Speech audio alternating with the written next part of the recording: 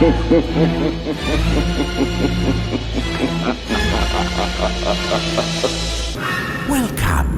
to the Cult Classic Horror Show.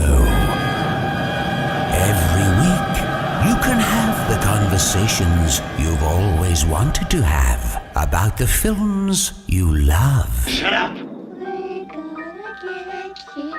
We're gonna get you. Not another peep. Get rid of your distractions and prepare yourself. Then lock your door. 5, 6, gonna crucifix. You got a big surprise coming to you. You're not going anywhere.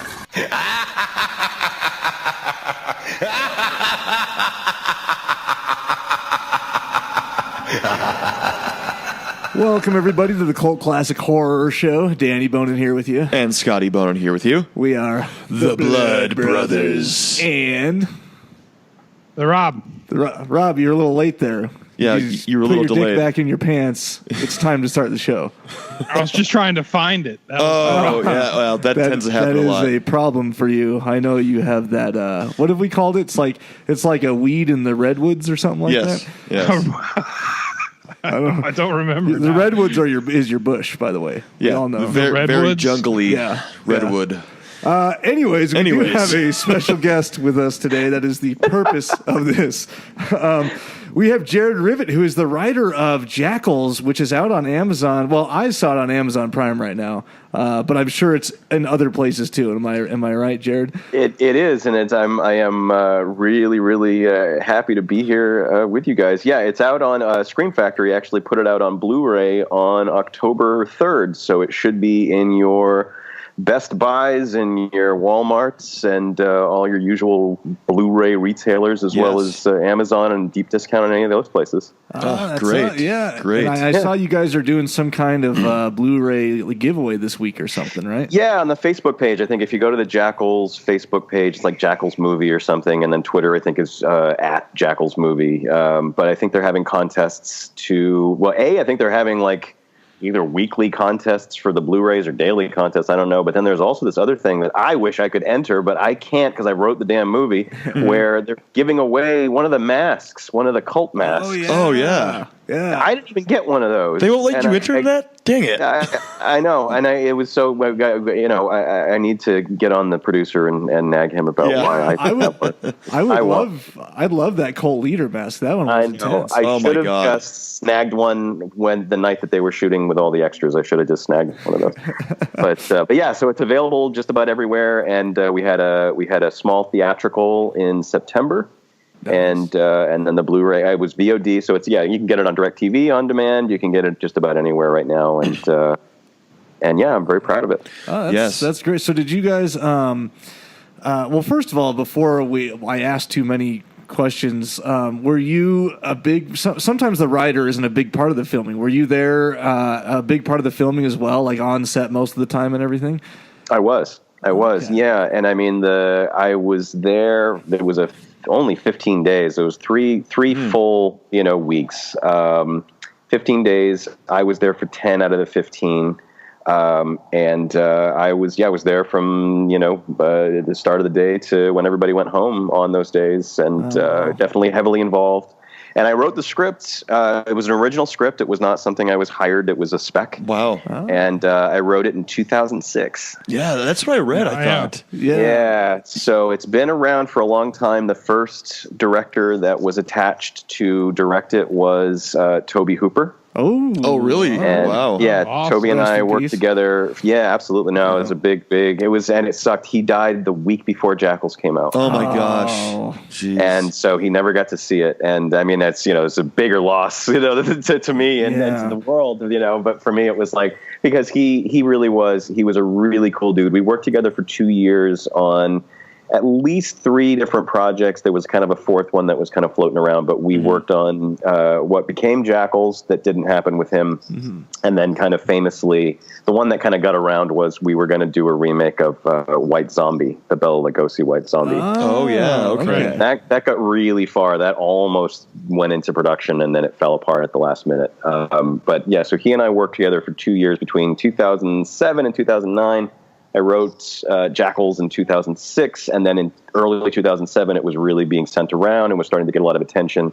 And Toby and I started working on it and tried to get it going. And in the meantime, White Zombie came in, and that kind of took over. And then we just, in typical Toby fashion, if you look at Toby's kind of career, he has this thing where it's almost like being his girlfriend. When you look at working with Kim Henkel, there were 2 or 3 movies, and then he moves on to Dan O'Bannon, and then he works with Dan O'Bannon for a couple of movies, and then he moves on to whoever else, and you have Adam Girash and Jay Sanderson, who are friends of mine.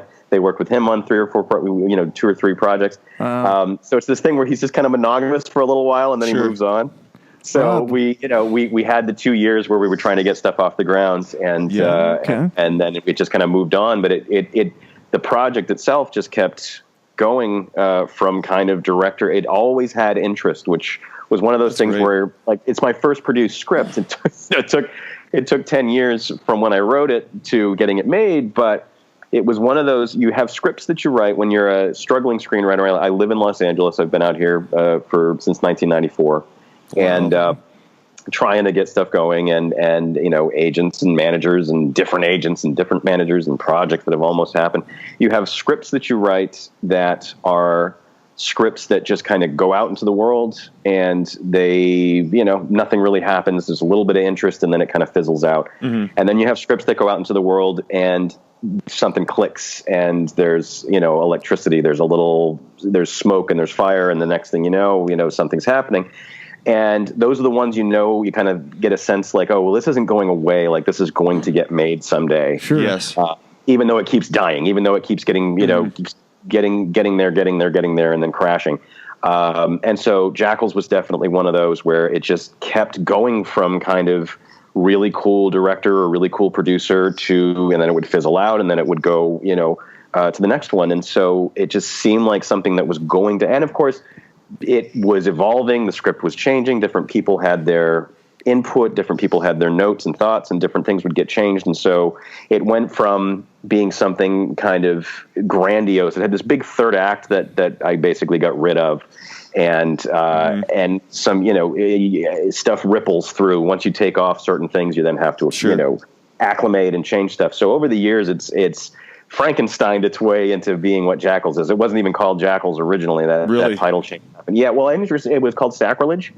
And if you watch the movie, at the very, very end, the very last thing you see in the movie is the copyright, which is copyright 2016 Sacrilege LLC. Oh yeah, I did see that actually. Oh yeah, I did. Yeah. And so it's because when Tommy Alastra, the producer, was setting up, when he got the financing and was getting it set up, we didn't have the new title. It wasn't called Jackals yet. So all of the company stuff was Sacrilege, because that was what it was. He had to register whenever you make a movie, you have to register your production company, as an entity. And so he had to use a name. We didn't have an alternate title yet. We didn't have Jackals. So my little victory is that at the very last thing you see is Sacrilege, because it was called Sacrilege for like 10 years. It was always what's going on with Sacrilege. Hey, is anybody, hey, my boss was asking about Sacrilege. Hey, our company is looking for something like Sacrilege. What's going on with it? And I just kept getting those emails and calls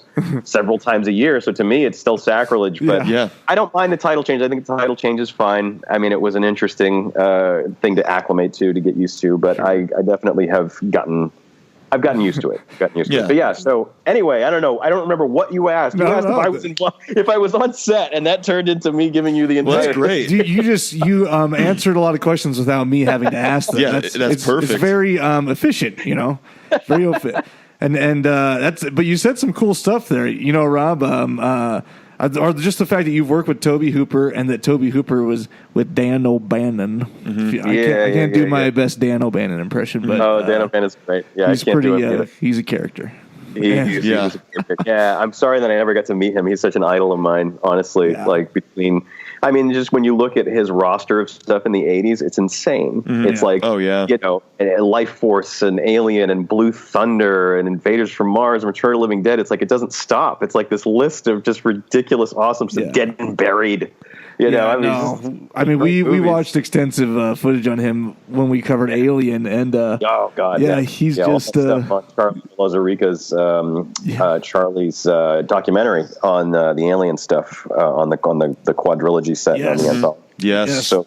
Yep, that is exactly what we watched. Yep, that's what you have. Charlie's a friend of mine, and he is just so great at what he does. Those documentaries are so amazing, and he's a really good filmmaker in his own right. He made a movie called Crave, an indie film called Crave, a couple of years ago. It was really, really good. Oh, okay. But he does all of those. He and I go way back. He does all of the.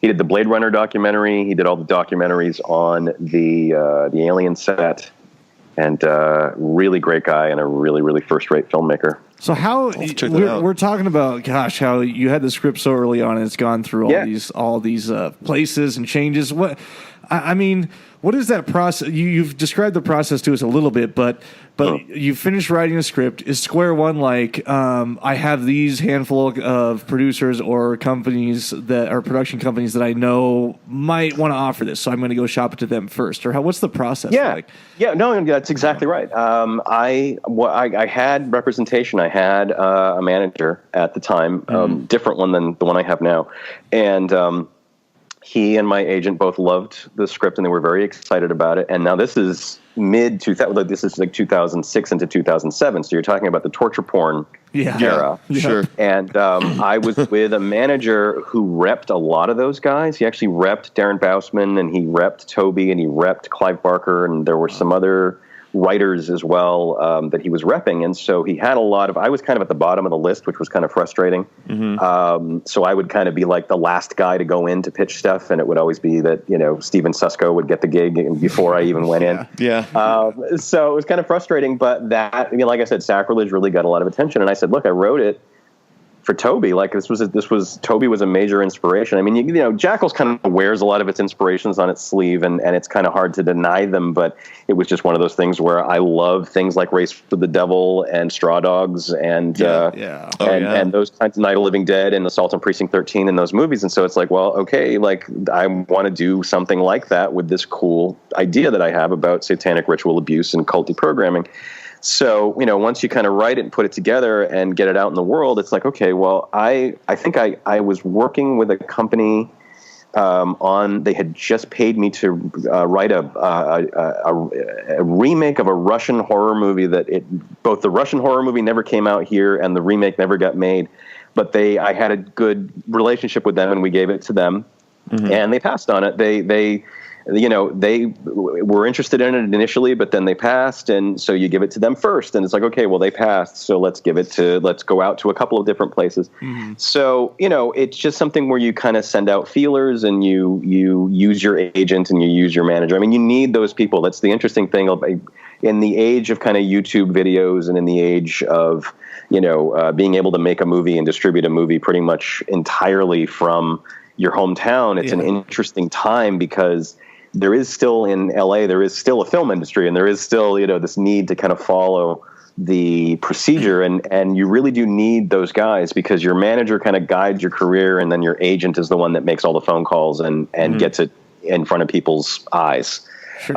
In their inboxes. In the old days, I would say you'd get it on their desks, but it's just a PDF in their Gmail.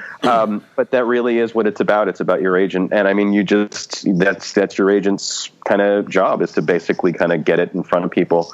And you try, and there were producers that were very interested over the years, and then for one reason or another, they left, or things fell apart, or they left the business, or they moved on to other things. Did you had you known Tommy Laster before, or did you guys? Was this something that your agent brought in front of him, or? No, I feel like that was something that came out of the Darren Bousman iteration. Okay. Darren Bousman was attached to this just previous to the Tommy Alastra, Kevin Greutert kind of version of things. Darren Lynn Bousman was going to direct it, and he, I think, was working with a company that may have. He was trying to get one of the kind of interesting things about working that time period was he was also trying to get Abattoir going. Oh yeah, okay, Abattoir. Right, and so it was, and it was kind of frustrating on my end because he was split. His attention was really split, and so Abattoir was. So I think that he kind of was using Sacrilege, and it was like whichever one went first. Was going to be the one he was going to do. And he ended up doing Abattoir. But I think that the side effect of that was that one of the companies that he was shopping things around, I think it kind of came out of Darren giving them, here are the two things I'm trying to get going, and then Tommy read it and wanted to do it. And he kind of chased it down, honestly, because it had been optioned by other people. And it was really interesting. But like, he kind of called me up one day and was like, so I don't know if you know this, but I have money to make this movie, and I've been trying to get in touch with you, and I've been trying to figure out a way to kind of make that happen, but the project keeps going from person to person, and I can't seem to be, I keep wanting to ask you out on a date, but you keep turning me down. I keep ignoring my calls. It was really strange. So it was one of these things where I talked to my guys and said, well, he seems to have the financing and seems to really want to do this. Like, he's really interested in doing this. Let's hear him out. And the next thing I know, it was happening. But no, I hadn't met with him prior, and it was just one of these things where it wasn't even me. It was like the reputation of the script. Wow. Script. That's the thing, is like sometimes you put things out there in script form, and you don't realize that they're going to take on a life of their own. And that was really what happened with that particular script. It gained a reputation that it was like, it didn't even matter who I was almost like a side thing, Like, oh yeah. But I had multiple people that were just like, yeah, we just want the script. We don't want you, I mean, Tommy wasn't like that. Tommy was definitely like, oh, well, I want your input. I want you, there are things I don't, of course, I want to change and things I don't want and things I do want. And I want to do, a new draft, etc. But he wanted me involved, which was nice. Because the thing is, some of the people that we were kind of shopping it around to were like, well, we're going to take this and do this in another country, or we're going to take this and do this in Canada, and thank you very much. And it was like, no. Like, this is my baby, and I'm, and look, as a professional screenwriter, it's my job to kind of take work where I can get it and do, what they tell you to do. But when it's something that matters that much and that you've been holding on to for that long and that you've been committed to for that long, I just didn't want to see it kind of, go out. Well, and actually, Kevin Greuter was also my choice. Oh, really? Okay. The director. Yeah. Okay. Yeah, the director. I was working with Patrick Melton and Marcus Dunstan on the guys that did Feast and The Collector and The Collection. Yeah. And they've done all kinds of stuff. They did all the Saws. I guess the thing is, I have all these ties to all the Saw movies, but I'm involved with the Saw movies directly. I did notice that. Yeah. Yeah, it's weird. It's weird. Darren Bousman and Kevin Greuter, and then Patrick Melton and Marcus Dunstan I worked with, and they wrote Saw 4 through 7. That's right. I saw that. But then it was someone. I don't know if it was you. Was it Tommy or was it Greuter that did all like the editing for the original Saw and like, or not all of it, but editor? He did all. No, he did. He edited all of them. Really?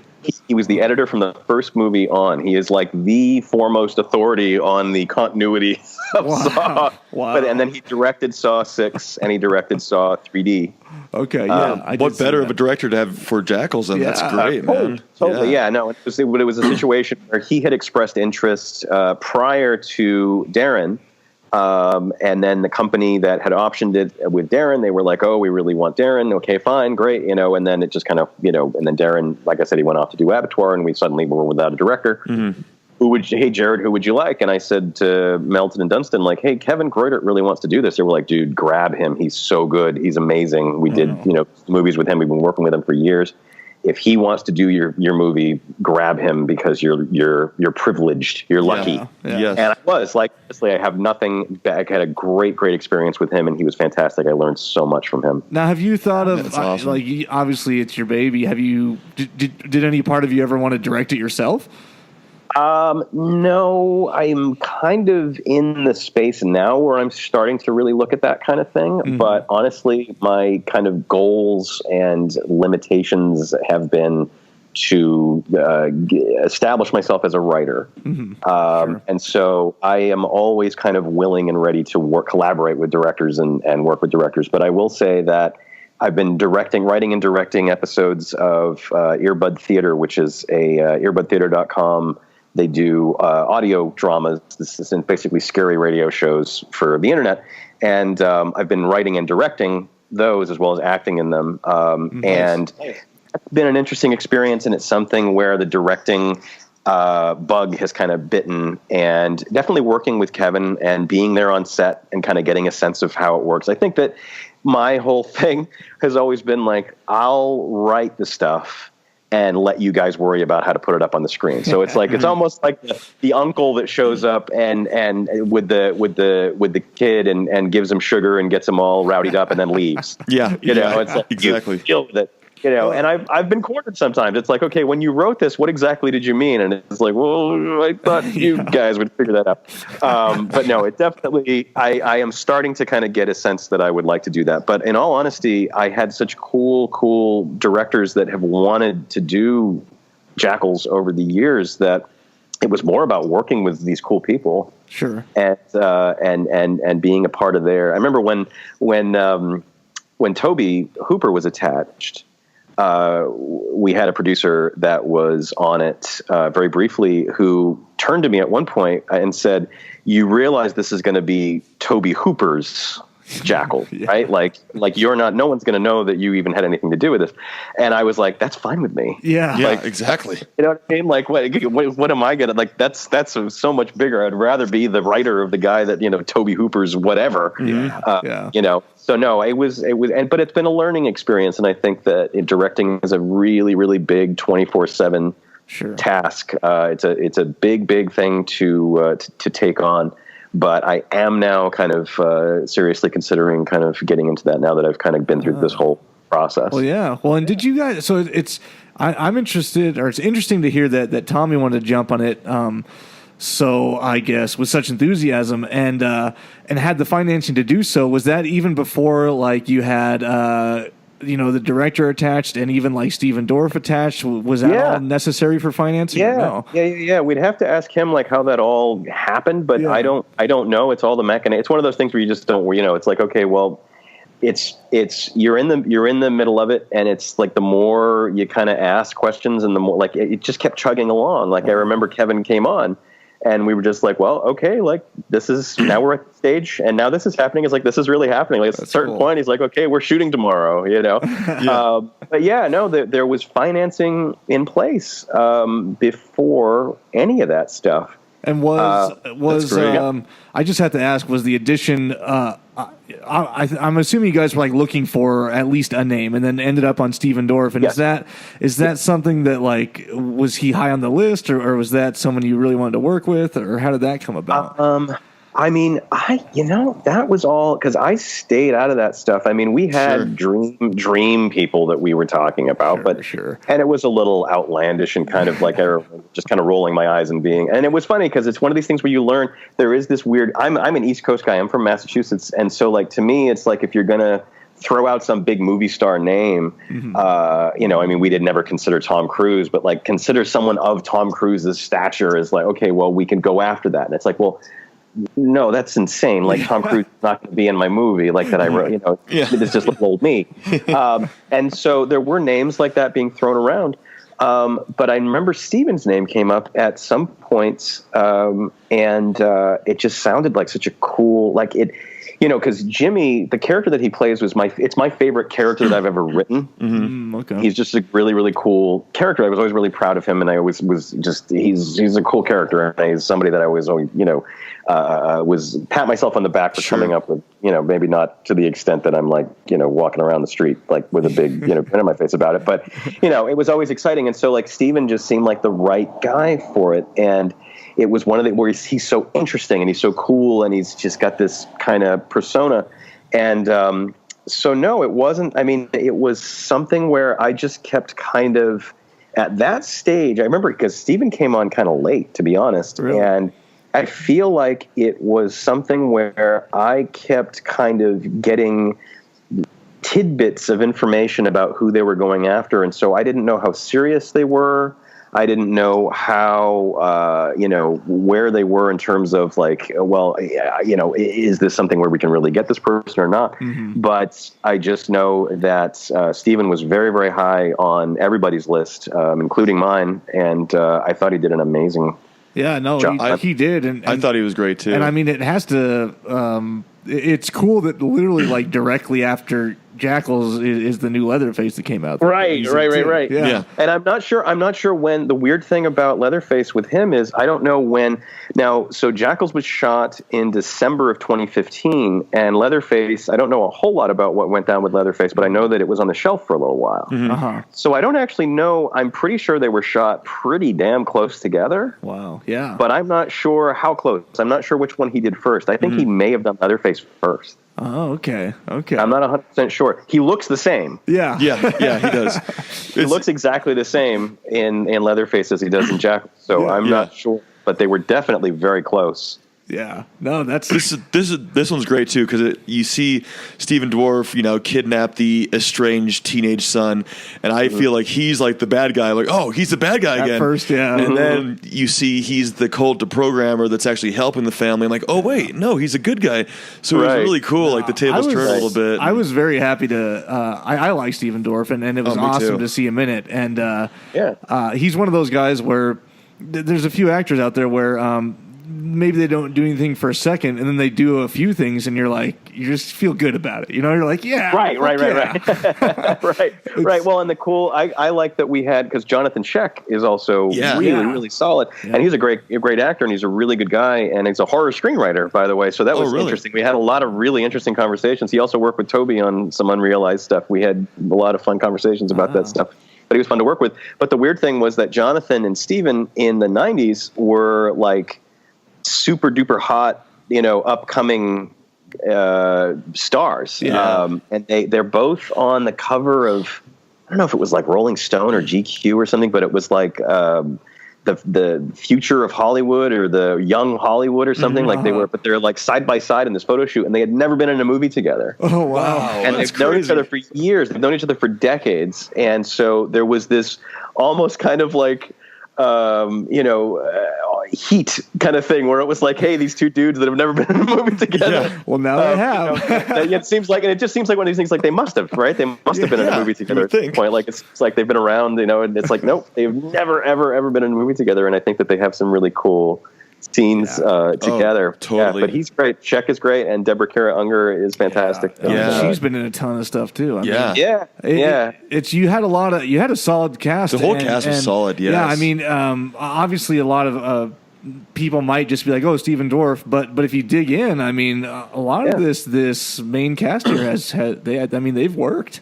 Yeah. No, they're really, really great, and they're fun to talk to. And Deborah was really intimidating, but she was she was intimidating. She doesn't suffer fools gladly at all. She is just someone that you cannot. She has a bullshit detector that is just like plugged in 24/7, and if she senses any sort of falseness or anything, she will call you on it. And on day one, she was just like, "Sweetheart, I'm going to tell you that Kathy is the most underwritten character in this script, and you and I are going to work on this." I was like, okay, all right, yes. And so it was like scary, but she was right. And I had really never, I'm a guy, and I as a male writer, I learned a lesson about how I had underwritten the mom character. Yeah. And so we sat down and we talked about it, and we worked on a lot of interesting stuff for her as far as what she needed, the stuff that she needed to know, the stuff that she wanted to kind of to get through. And there are scenes in the movie that are things that we kind of workshopped, that we worked on together to get there. Mm-hmm. And but then we would talk about working with David Fincher. We would talk about working with David Cronenberg. We would talk about, all these movies that she had been in and all these people that she had worked with. And it was fantastic. Wow. So yeah, she was a trip. She was great to work with. But yeah, like I said, just someone that when you write a script and you put it out, again, like I said, you figure it out. Here's the script. So it's like you don't think like, well, okay, so the lead actress is going to corner you on day one and say, hey, you really needed, my character needs some serious work and we need to talk. It's like, well, I wasn't ready for that. I didn't know. I had no coordinates for that. But it was. But I got through it, and it was fun to do that and learn that. But man, she was intimidating until we kind of broke the ice, and then she was a lot of fun. But great, yeah, it's great. Yeah, she portrayed Kathy really good. Yeah. The mom, and the whole family was great. Well, I have to do a pulse check on Rob. Are you still there? I am here. Okay, I know you're a good listener. I know you've probably rubbed like 5 of them out by now. For sure. As soon as you brought up Stephen Dorff, what was I going to do? I know. You had him Googled already. It was like, I know you had Blade brought up their screenshots, and you're just going at it. I am not. I am not a Blade fan. Oh, come on! I am just a Stephen Dorff fan, sir. There you go. Blade, you can't not be a Blade 1 fan at least. Maybe Man, 2. it says I don't know how much money I spent on Blue E-cigarettes just because of Stephen Dorff. It's incredible. You don't like Chris Christopherson? Come on. Snipes? Wesley Snipes? I don't know if this is a rumor. This is totally off topic. But I heard for I don't know if it was the third Blade or what. Is that the one with Ryan Reynolds? And I think so. Yeah. That he literally would not. He would come in and do the scenes where you saw his face, and that was it. They had a body double. Wesley Snipes. He was such an ass, and he called it all in. And I don't know. I've heard that too. I don't know how true it is, but I've heard the exact same rumor. So I don't know. Well, I mean, if you're Wesley Snipes, you can, right? I mean, by then, I guess, yeah. I mean, Passenger 57. Are you kidding me? Yeah. I mean, that man is royalty, sir. He's no Van Damme, Rob. But I mean, no, and he's sure as hell no Steven Seagal. No one, thank God, is Steven Seagal, except for Will Sasso, who does a better Steven Seagal than Steven Seagal. Yeah. Look, we're not going to argue. We're not going to argue in front of Jared. Okay, this is something that we can do. Well, if you want to know what I spent my geek cred doing with Stephen Dorff was I actually asked him about The Gate. Oh yeah. I was about to say the Gate is one of my favorite movies he's ever done. I mean, word got around because I co-host Dead Right Horror Trivia in Burbank once every month, and so word got around that I was kind of the horror geek, and I had written this nasty horror screenplay with people being lit on fire and whatnot. So it was okay, well, the writer's obviously a demented little nerd. We love that stuff, though. And so you start having conversations about horror movies and conversations about stuff. So I turned to Steve and I said, "So, The Gate." And he was like, "Yeah." He's like, "Whoa, what blast from the past?" And I said, "So you tell me about The Gate." And he's like, "Dude." He's like, I was 11 years old. I had a ball. I don't really remember a lot of it. He's like, but I remember having a really good time and being treated really well. And just, it was like kid in a candy store. And he's like, I haven't seen it in a long, long time, but he was charmed that I brought it up and that it was something. I told him, I said, look, it's a gateway movie for a lot of parents and kids, and it's a lot of fun. But yeah, I decided to go there with the Dorff on set. That's awesome. That was great. I gotta ask, going away from the actor side of it, I want to just talk a little bit about the story side. And this cult deprogramming thing and this whole idea, and which I think is awesome, by the way. I think a lot of horror fans are also semi true crime fans, or I don't know if you call or actual crime, cult members. Oh yeah, actual cult. Yeah, that too. Yeah, Rob created a Kevin Costner cult, but that's a different story. It's I'm the only member. Yeah. So, I mean, has that something you've always been interested in, or is it just something you heard a little bit about and was like, oh, it'd be cool. It would make a cool movie. Yeah. Both. I definitely was always into. I remember seeing the original Steve Railsback version of Helter Skelter when I was a kid, when it was a TV movie. It freaked me out.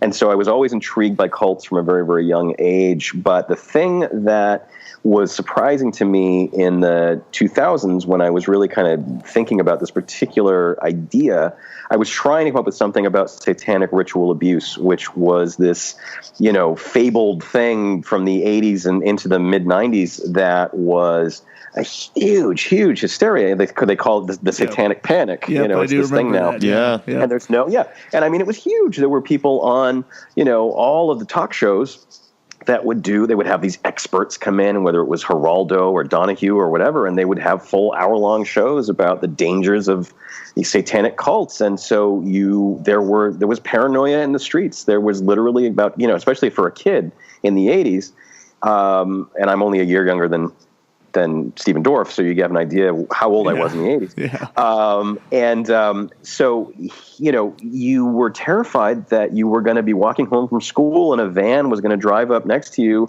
and some cult members were going to jump out in robes and grab you and, drive you out into the woods and sacrifice you to Baal or whoever. Yeah, and I still tell my children that every day. So get your ass home from the bus stop, or you will be sacrificed. Out in the woods somewhere, and exactly. it's what we call parenting. You are in Tallahassee, Rob. It is. And it is possible here. It is very possible. Very much so. 101. But what I was surprised by in the 2000s was that other than I wasn't seeing, there were culty programming movies from the 80s that were kind of dramas. And I hadn't really seen anything about the satanic ritual abuse stuff. I think there was a shelved movie that was like Ricky 6 or Ricky 666, or there was this one movie that never got released, and it was like, well, why have we not done anything about the satanic panic? And of course the question is like, well, there's never been any evidence. There's never been any real hard proof of any of this stuff ever actually happening. So it's like, well, okay, like what if it did? Like, let's do a what if. Let's do one of those. Let's just say, what if it did? And I was trying to figure out how to tell that story. And the more research I did, the more I found it was like, well, this is going to be NC-17. And it's going to be banned in every country in the world. And there's no way, if I show these things, if I talk about these things, there's no way they're going to make a movie out of this. So I kept trying to find a way in. And I was working at a transcription company in Burbank with Ryan Turek, he was my roommate at the time. And he's now the director of development at Blumhouse. Oh, wow. He used to run... He used to run Dread Central way back in the day. Yep. He's been around really, for quite a while on the internet, but now I just got a side note on that. Wow. Blumhouse, Jason. Yeah. I mean, that guy's a fucking genius. How they started from nothing, and now they just pump out these fucking, $8 million budget, and then they gross like $80 million every time. It's just crazy. I mean, they're more like $3 million. I mean, they're really small. Yeah. But so Ryan and I go way back, and he was there in the room with me when this transcript. We were both working this day job, and it was just this transcript boring stuff. And this transcript came through of a retired deprogrammer, and deprogramming was this thing in the 80s it was also a thing in the 70s and the 80s that has gone away, which is these dudes that you would hire, and you wouldn't know what their backgrounds were or what their credentials were or anything, but you would hire them, you would pay them a lot of money, and they would kidnap your loved one out of, usually at the time it would be like a peace and love cult or something. Like it would be something where you would just be gone and you would be as a zombie to this cult. And so they would kidnap them out, and then they would take them someplace like a motel or a cabin in the woods or wherever, and they would go through this process of trying to snap them out of the brainwashing that had been done. And it stopped in the 90s, or I don't know exactly when it started to stop, but basically what started to happen was the people that were being deprogrammed would then go to the cops and say that they had been kidnapped by this asshole and his family, and I was happy. Yeah. So they would be brought up on charges, and so it became like a very dangerous, it wasn't worth it. It wasn't worth it to be in the deprogramming business because things got more litigious. And so that whole process kind of transitioned into interventions, which were a much safer kind of thing where you would just kind of like arrange to have a get together or a party or whatever. And then it turns out it was just this trap to get you to sit down and talk about your whatever it is that's going on. So they've made it just like anything else, it's evolved into something that's a little bit more, kind of sensible and straightforward. Yeah. Whereas before it would be about a tough love situation where you would, get some kind of, I always call them, psychologist bounty hunters. Yeah. Where they would just track these people down, and then they would tie them to a chair someplace and try to snap them out of it, whatever that meant, whatever means it took. And so once this deprogramming transcript came across my desk, and it was just part of the job, it was just this boring thing, and nobody thought anything of it. I turned to Ryan and I said, Ryan, has there ever been a satanic cult movie about a deprogrammer pulling somebody out of a cult and trying to snap them out of it? And he said, no. Why? I said, because I think that's the next thing I'm going to write. And he was, very supportive of it and excited about it. We talked about it a lot back then. But the point being that it was something where it all just kind of fell into place. And so he became, originally it was very much a satanic cult. Now it's kind of nebulous and vague and mysterious, and they're kind of jackals, and they've got this Anubis thing going on. And we worked through all that stuff. We definitely, Kevin and I and Tommy definitely talked a lot about what they are, what they're into, what their whole kind of belief system is and all that stuff. But it was, like why it's not, and I've read some reviews where they're like, well, that they don't tell you anything about who the cult is or what they want. It's like, well, would that make them scarier? I think it would, to me, it seems like it would make them less scary. I don't want to know, I don't want to know what that Michael Myers had a messed up childhood. You know what I mean? Like that's no, we don't want to know that. No, exactly. We don't want to know about. You just touched on a vein there. Finally, we love it. I don't want to know that. So if the cult is a mysterious force that's just standing outside, kind of So Prince of Darkness style, I feel so reassured. Rob, let's just say Rob would have Rob Zombie assassinated if he could. Yes. Not assassinated, but exiled with Sherry Moon. They both need to go. I agree that they're Sherry. both nice people. I've met them before. They're both really, really nice in person. They're really cool people. I know them. I know a lot of nice committed people. Some cinema crimes, but they're good people. And I agree like that Sherry Moon needs to go, but you have to admit that Jack Jason in the second one is a good movie if it didn't have Sherry Moon and a mythical white horse in it. I like the character. I like that he's big and he's burly and he's got a good beard. I like the beard. I would have been happier if he didn't kill Danny Trejo, though. Not every single movie. I don't care. You don't need an origin story. No, I don't need an origin story for everything. You just want the badassery of just the creepiness, mysteriousness, and that's how Jackals was. Though, right. Yeah. Sorry, we got off topic. I just think Rob Zombie's still trying to sell White Zombie albums. Yeah, well, like that's what it is. Of course, he's like, hey, check out. He'd be an idiot if he didn't. Yeah, it's because the Rob Zombie albums were shit. Check out this Disturbed little mini Michael Myers. Yeah, right. Look, it's like I don't give now go buy shit. more Astro Creep 2000. But that's the only one to buy. All right. So I subscribe to that. I subscribe to the theory that the less you know, the scarier it is. And so I don't want to know about Hannibal Lecter's childhood. I don't want to know about Darth Vader's childhood. I don't want to know about any of these guys' childhoods. And so the cult to me, it was like no, and like.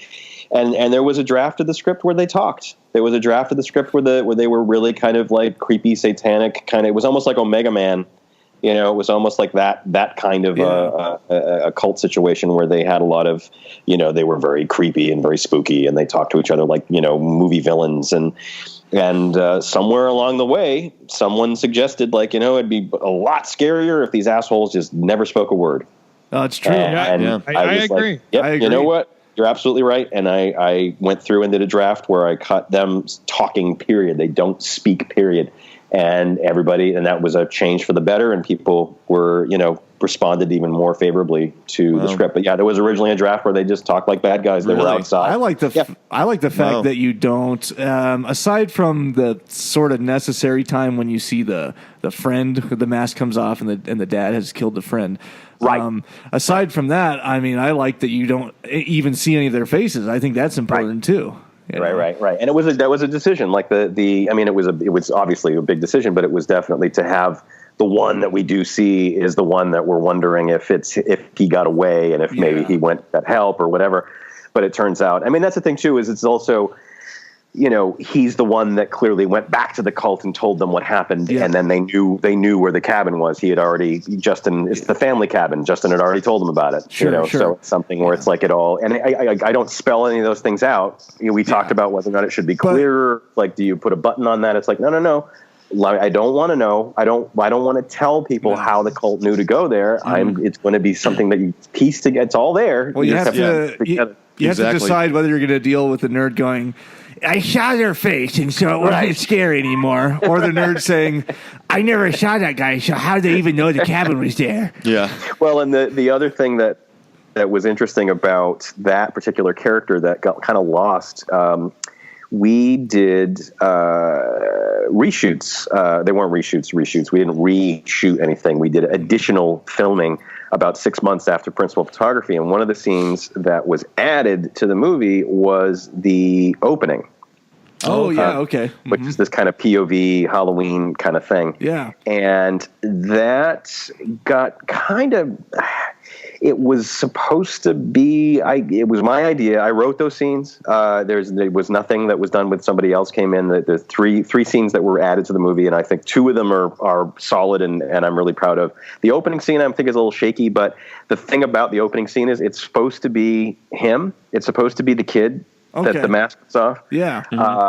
And that got kind of lost, and it was something that it was a fight, amongst the production about the script, and Kevin and I really wanted it to be something that tied in, and it was like, well, other than it just being an episode of the idea that the Jackals do this to their families, that which is what you kind of I think you get out of it. Yeah. That's what I got. Yeah. It was supposed to be Mateo. It was supposed to be his buddy that's in the car. Oh, okay. Yeah.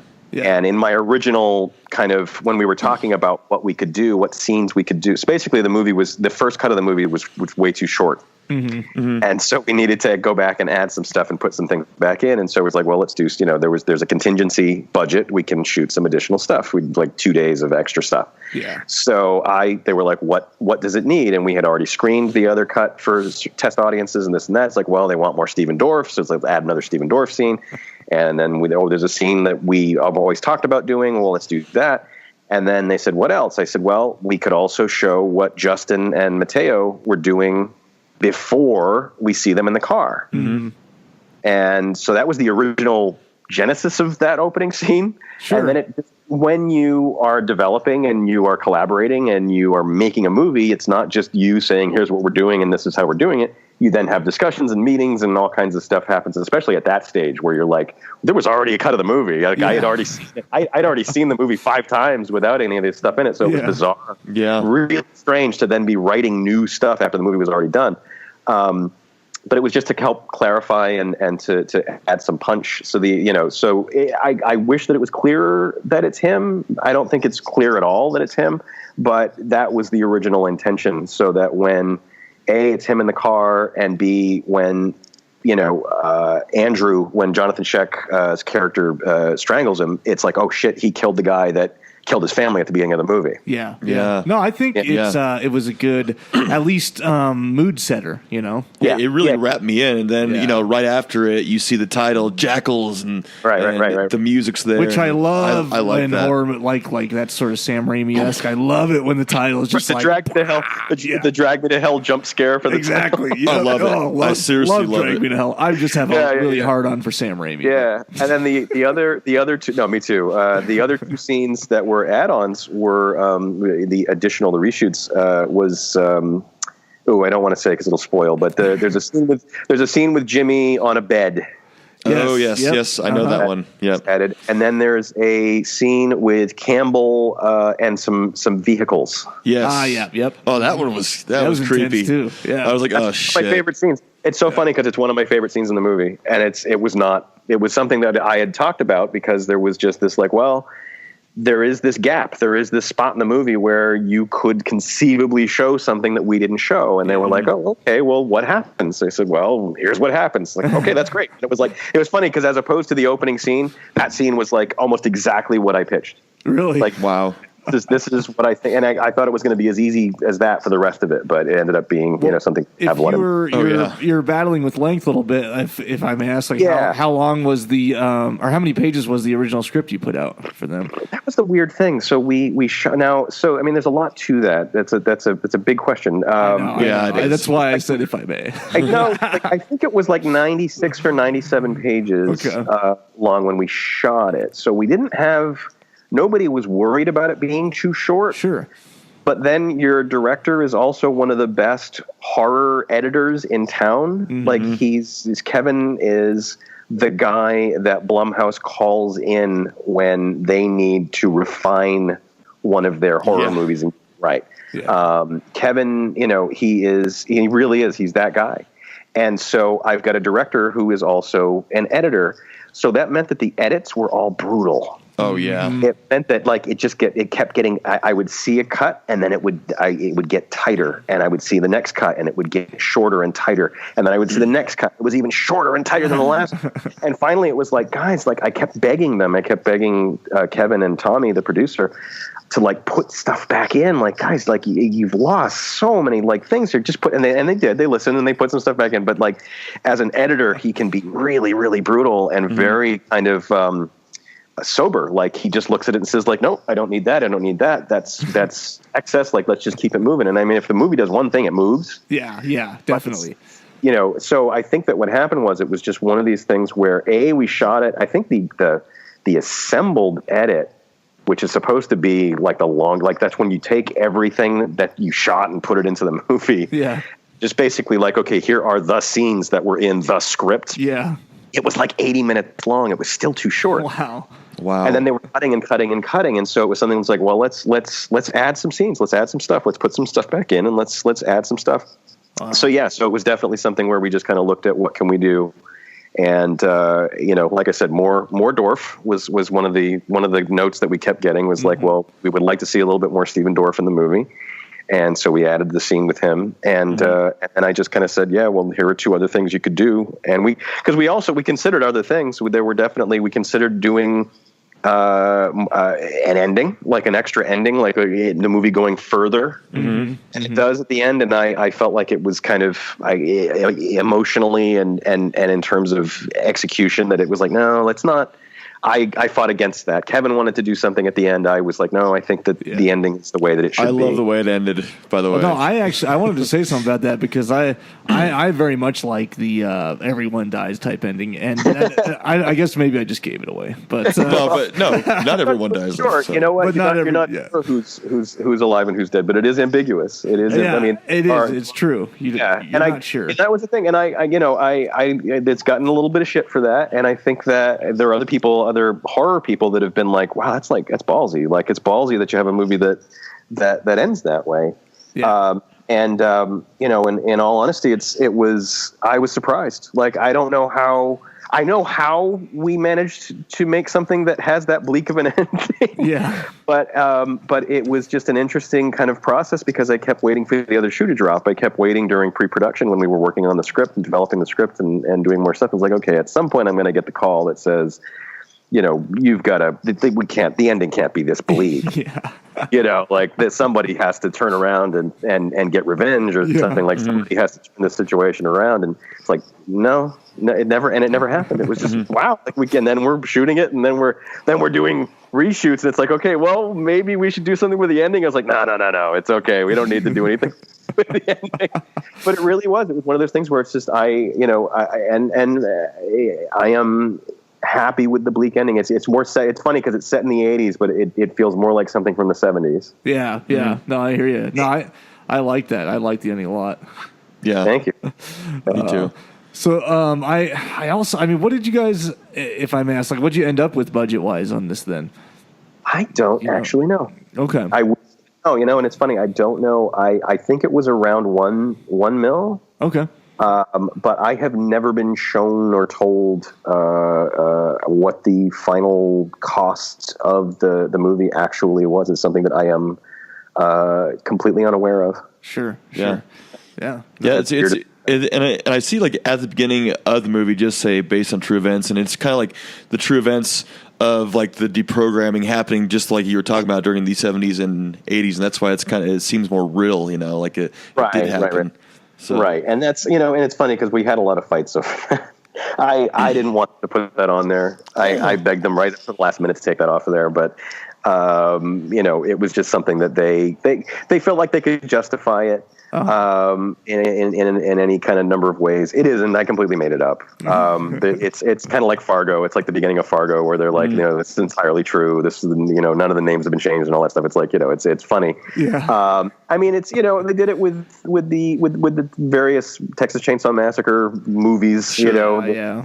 especially the Marcus Nispel remake, where it's it's like they here's the footage, here's the actual footage of the crime scene through, and it's like, Jesus Christ, guys.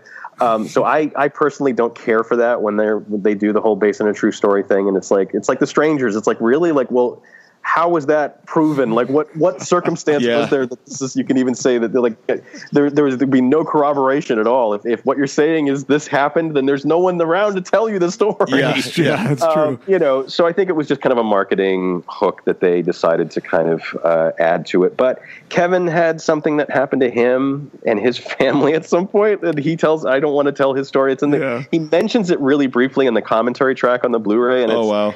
I didn't know anything about it, and we were in the middle of doing the commentary track, and he was like, well, something happened to me and my family when I was young, and I was like, you've never told me this. He's like, yeah, like it wasn't like there's a little bit of truth. There's some of your, he's like, one of the reasons I wanted to do it was because your script actually hit a nerve for me, because it really was kind of similar to something that happened to me and my family when I was he was like, whoa, okay. So I kind of did a little bit of a turnabout on that, but I still don't know. He didn't really get into it. He doesn't like to talk about it, but it was something that happened. Yeah. And so he still feels like, no, it's not bullshit. The based on a true story thing is not complete bullshit. And then, I think it wraps you into it a little more. Yeah, it does. But the justification is that there was culty program. There are cults, and exactly, it's with Texas Chainsaw. It's like, okay, Ed Gein. It's like, but there's nothing about the Ed Gein story that is remotely in Texas Chainsaw Massacre. It's like, okay, he wore human skin. Like, that's it. Yeah. It's a true story. Exactly. So but I blush, and I'm a little embarrassed by that being on there. But it's just one of the things you have to kind of swallow and say, okay, well, there it is. They did it, Yeah. Well, what's are you working on other projects right now then, or? Yeah. Oh, absolutely. Yeah. I mean, aside from like I said, Earbud Theater, which is something ongoing, and I act in those and write those and direct those, and they're scary radio shows. If you're in the mood for the season to listen to some spooky radio shows.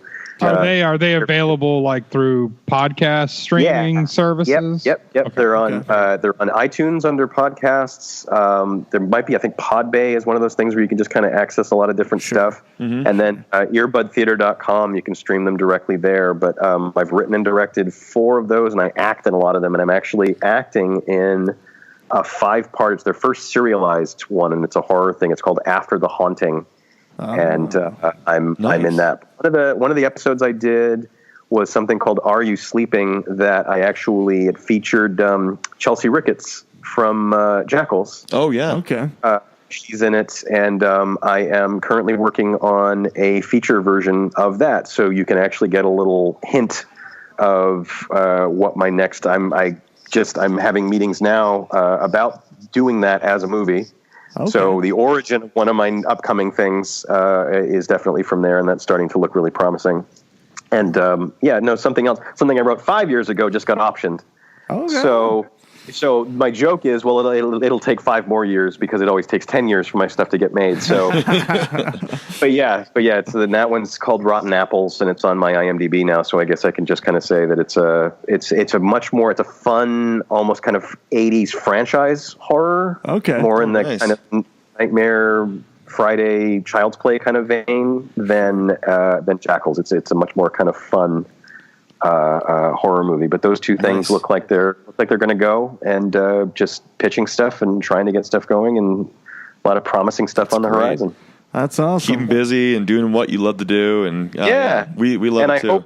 And I hope that there's been some talk of doing more Jackals, but I don't know what the reality of that is. But if they do ask, I've got stuff that I'm ready to talk to them about, ready to pitch. So that is definitely a serious possibility. We're getting a lot of, like, now that it's kind of getting out and getting more and more seen and getting more exposure, there definitely is seemingly some demand for it. I mean, granted, it wasn't a great big box office hit, but obviously it's a financial decision. If there's some territory someplace, or if it does well on home video or whatever, then maybe there would be, if they can justify it financially. I know that Tommy would probably be interested, and he's talked about it. We've definitely discussed where we would go with it. Oh, that's cool.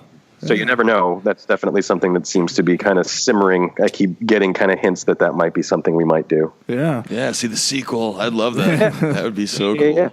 Yeah. The backstory, right? Yeah. Exactly. What happens? Yeah. Well, you know what's funny is like I said all this stuff about how we don't want to know how the stuff how the soup got made or anything, but like a lot of people have said they want to see a Stephen Dorff movie. Yeah, they want to see a Jimmy movie. No, that would be cool. So, that would be cool. Maybe there's a way to kind of do that, without it being so much of a explaining away anything, but having a, previous adventures of Jimmy the Deprogrammer or something. Yeah, exactly. Yeah, no, that would be the way to tackle it. I think that would be very interesting. Yeah, so that seems to be what people really. Like, the more reactions I get, they're like, "Oh, we got to see a Jimmy movie." Like, it's funny. Everybody says it whenever they talk about what they want to see. It's like, "Oh, do you want to find out where it goes next?" Like, hell no, I want to see what Jimmy was like before all this. Yeah, yeah. I'd like to see both. That'd be. Yeah. Well, I've written up treatments for some stuff. So they're definitely if they call, if they ask me, I've got stuff. Yeah, that's awesome. Great. Well, it's great, Jared. Rob, you've been shunned a little bit this entire time. Did you want to? Oh no, I've just been enjoying listening. Did you want to get in and say anything or what? I already got my Rob Zombie rant out of the way.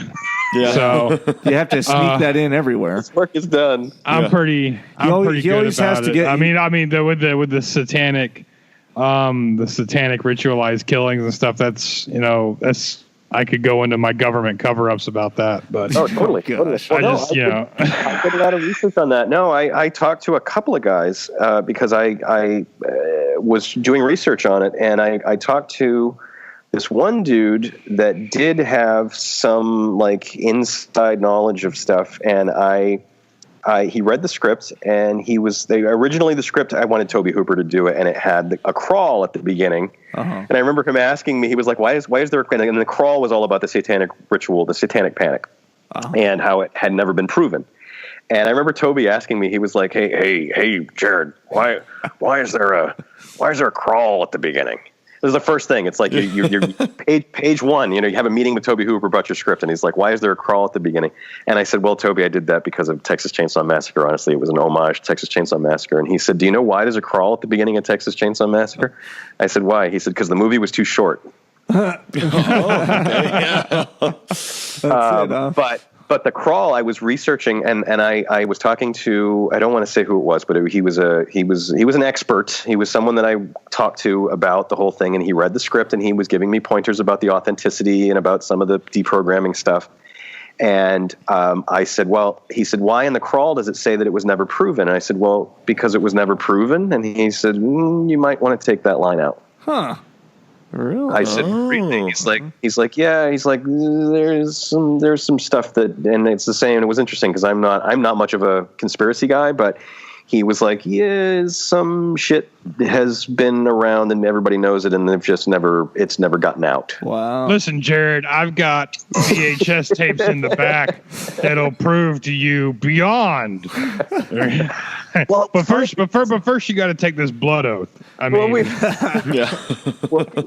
we were getting Jackals prepped. We were working on it and working on the script, and True Detective came out.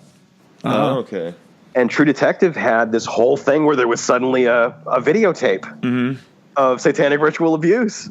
And it was that's what I was going to take to interrupt you, but that's what I actually really enjoyed about this movie was that it was from the perspective of the family so much. So there wasn't a huge origin story to begin with, but like what they're talking about, if you were to do a prequel of this, it would be amazing to do kind of a true crime origin story that could be very researched involved and I think it would be interesting, but those are just two completely separate, ideals. And I like how this movie just went with like, what is it, kind of like what you said with the guy telling him where the cabin was. Well, from the perspective of the family and the viewer being locked in the cabin, doesn't really matter how he found out.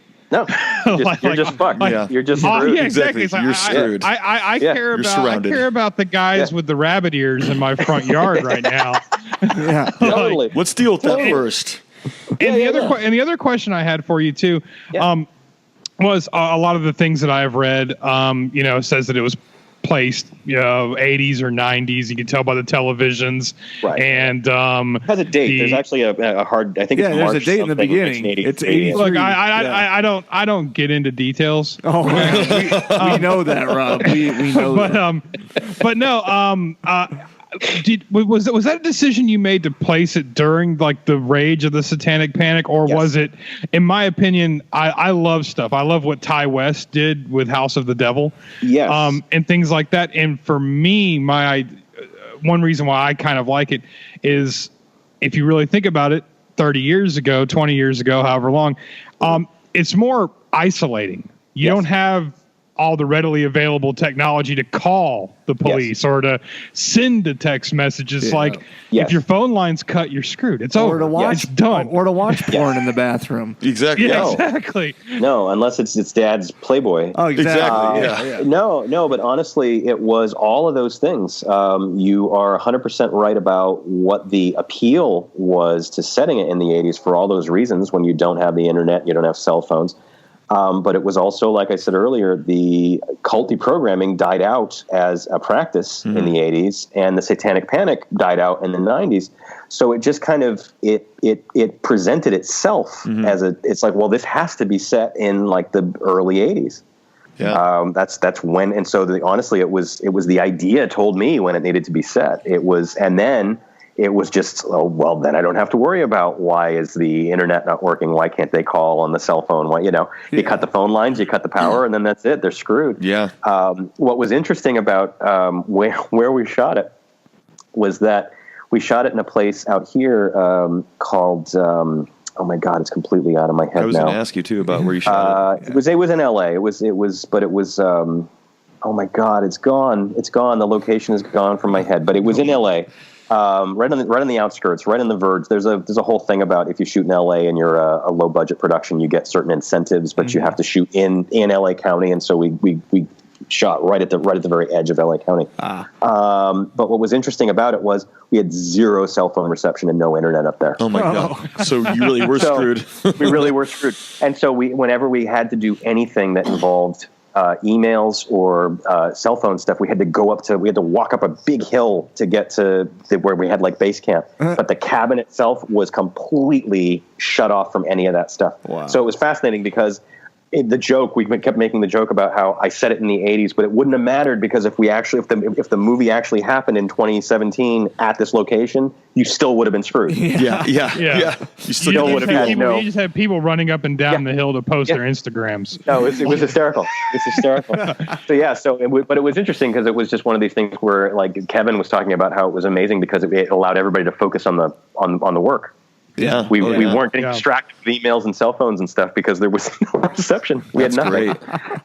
I think that's why so many of the, I guess you could call them old or golden oldies or classics now work so much with slashers and stuff like that. I think that's why a lot of it kind of doesn't seem to work now with some of the ones they take out, just because. Yes. Every character in a present day movie, there has to be something to do with their phone, or it has, and that's where I think this movie plays well. But that's also where I think so many just don't, unless you do similar to what you did, or like what Ty West did. And you just eliminate it. You just say, everybody, shut up. This is 30 years ago, and I think it just gives for me it works for nostalgia, and for me it works just to keep the story going. Well, that's the best way to do it, because nowadays what you see in modern horror is they have to establish that right at the gate. Like everywhere they go in modern horror, they're like, "Do you have service? I don't have service. I'm not getting service." Right. And you're like, "Oh, fucking great! Again, they don't have service." Yeah, right. Or there's the scene where the iPhone falls out of his hand and like stumbles down into a drain pipe, or something like that. In Rotten Apples, and the new thing, it's set in the present day, and there's a point in it where the main characters are being kind of harassed by these cops, these small town cops, And the small town cops, one of them is filming. One of the kids is actually filming them being harassed. And so the sheriff actually says, "All right, give me all your cell phones." And they confiscate them, and then the shit goes down, and they don't have their cell phones. That's inventive. That's better I like than that. Oh, you have service? You have to find ways. But it's a challenge. It's a fucking challenge. It's a ridiculous challenge it's very hard with modern stuff. You really, as a horror screenwriter, I will tell you, it's one of the hardest things in the world is to figure out why people can't just, in quotes, in air quotes, why can't they just get on their phone? Why can't they Skype? Why can't they, get on the internet and message somebody? It's like any of these things. And it's becoming we have so much technology that's everywhere, and that allows us to be connected constantly. Yeah. Holy shit! Did you see Kevin's Facebook Live video? There's a fucking cult in his yard, dude. Yeah. Can you? Exactly. But see, the problem is with today's society, though, is like that. Just nobody would call for help. They're like, nah. I want to see where this goes. Don't you? Doesn't everybody kind of want to see where this goes? Yeah, exactly. But that's the other awesome part about there's been a couple of horror movies that have come out, and that's the Unfriended is one that I'm reminded of, and which I thought was brilliant. How they use the technology, but there's also a scene to where it's like she needs to call for help, so she gets on chat roulette. Sometimes you just need a phone, right? Like sometimes you just need to call 911. No, Unfriended is brilliant. I think I love that movie. Estimated that movie. I went into it thinking it was going to be some teeny bopper Ouija thing. And it's a guilty pleasure of mine. It makes me want to buy a MacBook. I don't even want just makes me want to buy a MacBook. I'm talking to you guys on a MacBook. I am too. I honestly, we get it, Danny. We get it. You have a MacBook. And I thought Unfriended was absolutely brilliant. I was blown away by it. I couldn't believe they use all of our daily technology in such an ingenious way, where there's stuff going on where you can even see side stuff that she's doing on her desktop that what that's going to mean. Like, it's like, oh, well, when I do this well, that's what she's doing. So it's interesting. It's like you see her kind of setting up, or she's having side conversations while the Skype call is going on with people, be it like Facebook Messenger and shit. Yeah. It's brilliant. It's really brilliant and really effective. And I was blown away by that movie. I thought that movie they're just so quick. I gotta see it. It just friggin' killed me. It's like copy and paste, and time like I can't do any of that right now. That movie to me took, I think the writer, or maybe he was thinking, it was like, well, instead of figuring out a way to write a found footage type movie and excuse all the technology, let's just overload it with technology. Yeah, right. Yeah. I went the other way. I went the lazy direction and just said, we'll set it 30 years ago, and we won't have to worry. No, I prefer it. I prefer that way because it's creepier. I prefer all the period types just because it makes me. It almost like if you had your wall of DVDs, you could place this movie or Ty West's House of the Devil, and you could slide it right in there with Jason Part 4 or Friday the 3rd. Because. Right. For me, it doesn't matter so much as when it was shot; it's just how it was shot, how it feels. Right. Mm-hmm. Oh, Friday 4 was a huge influence. Yeah, I don't know if you can. Yeah, there's something about the kind of the house in the woods and the cabin in the woods kind of thing. I don't know. There was something about Friday 4 that did kind of seep in, and I feel like if you were to intercut scenes from Jackals and Friday 4, I feel like it would cut together. Yeah, the cabin looks similar. And, it's the same kind of area. If only you could have like the lead cult member just like pull his mask off and it'd be Corey Feldman. then in his Michael Jackson wardrobe, dancing at the end. Spray tan going on. Spray tan and bling going on right now. Totally. Oh man, it's a whole different shade of orange. Like that's just a whole completely different shade of orange. Yes, that's why we're Cult Classic. We like the oldies here. Yeah. So there we go. Yes. There we go. Well, cool guys. Well, I think we can wrap it up. But so definitely look for Jackals on VOD everywhere and also on Blu-ray right now. Scream Factory. Yeah, Scream Factory released on Blu-ray, and also tell them again real quick, Jared, the sites where you can go to check it out and participate possibly in winning one. Oh, yeah. So there's Twitter, which I think is Jackals Movie. There's the Facebook page, Jackals Facebook page. It might also be Jackals Movie. And then I am on Twitter as well. I think I'm just Jaret Rivet 1. Boring. And then Earbud Theater. Jackals Movie is the Twitter. I'm just looking right now. Sure. And then I've also got my earbudtheater.com. And if you are in LA and you want to check out Dead Right Horror Trivia, we do that once a month at Blast from the Past in Burbank. Hell yeah. Awesome. Hell yeah. Well, cool. Thanks for joining us, Jared. Absolutely. Thanks for having me. This was great, man. Yeah, go check out Jackals, guys. It's awesome. Yeah. Please do. Thank you, guys. Mm-hmm. Awesome. Well, we'll catch you guys on the next episode. All right. Later, guys. See ya. Don't you blame the movies. Movies don't create psychos. Movies make psychos more creative.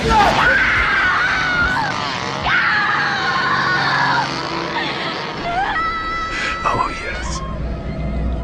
There will be blood.